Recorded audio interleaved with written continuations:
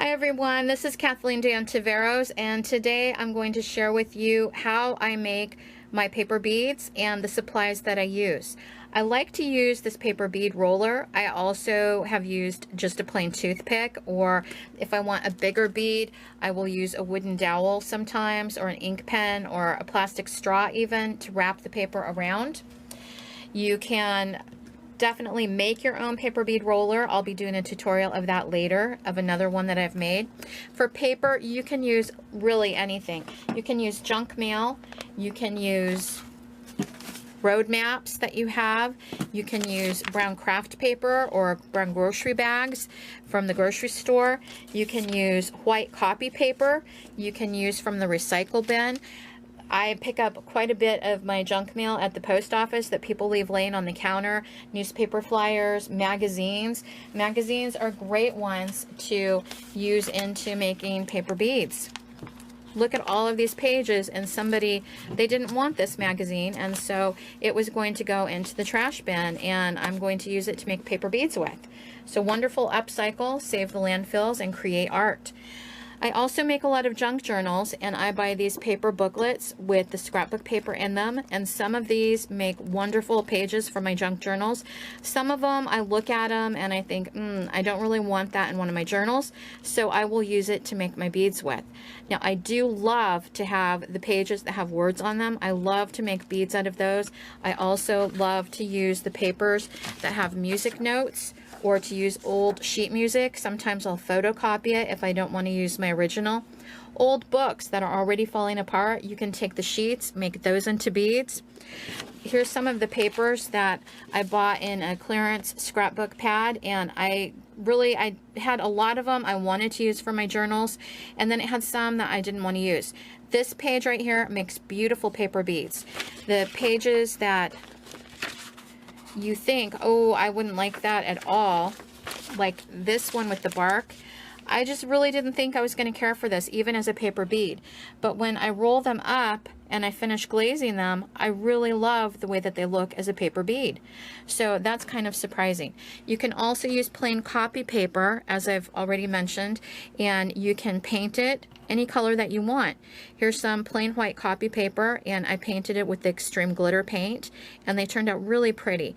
And I'm going to use these to make some winter keychains with to give as gifts.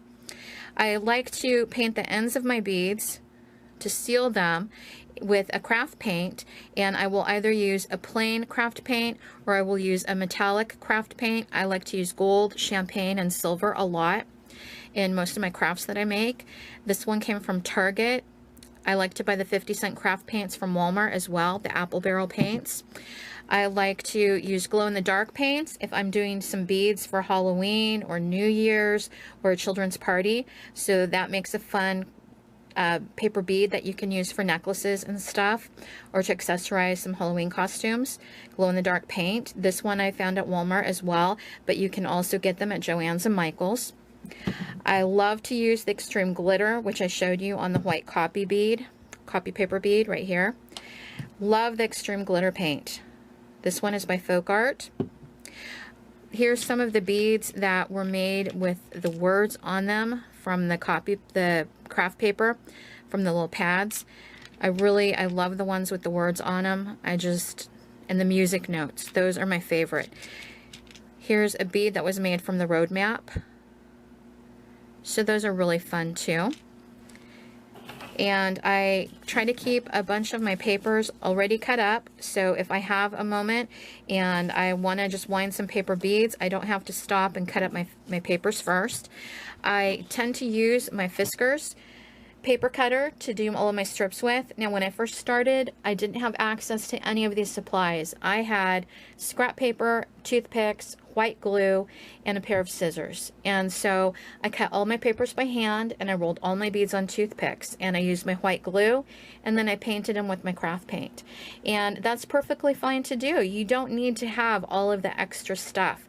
If you're starting from scratch, use what you have on hand. It's fun to see the coming product, the finished product that you have made from using things that you had on hand. So if I'm using my paper cutter and I'm using my purchased bead roller, this one, you can only make a more narrow bead. I only like to do 1/2 inch width at the very widest on this. You can see it would be right about there. So I will put my paper onto the cutter at the 1/2 inch mark, right there. Line it up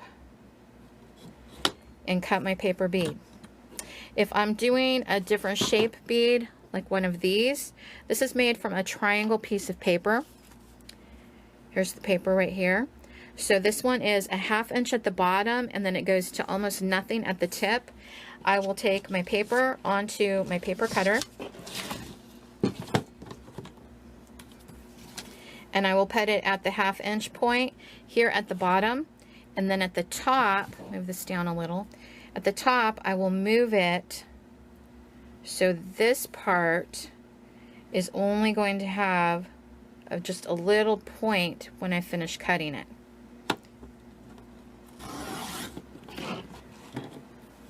And there you can see my triangle paper. And so I will do a demo showing this around the toothpick in a few minutes here at the end of the video. I like to seal my beads when I finish them, and I let them dry, and they end up nice and hard and durable for your craft projects. And they're never going to be completely waterproof, but they will be more waterproof if you finish them. You can also use a wood hardener that you can buy at Lowe's or Home Depot. Amazon also sells it. I don't happen to have any of that. I just use my triple thick gloss glaze on them, and I'm very happy with the outcome. I also like to use matte medium when I'm gluing my beads. So when you're wrapping the paper, when you come to the end of it, you have to put a dot of glue on to seal that, and I prefer to use my matte medium instead of glue, but I do use regular craft glue or the clear silicone glue sometimes. Whatever I have on hand is what I happen to use. If you don't have glue, you can use flour and water, like a paper mache paste even. It all works. So if you have any questions, please leave me a message and I'll be happy to get back to you. Happy crafting. If you make some paper beads, send me a picture of them. I love to see the projects that people are making.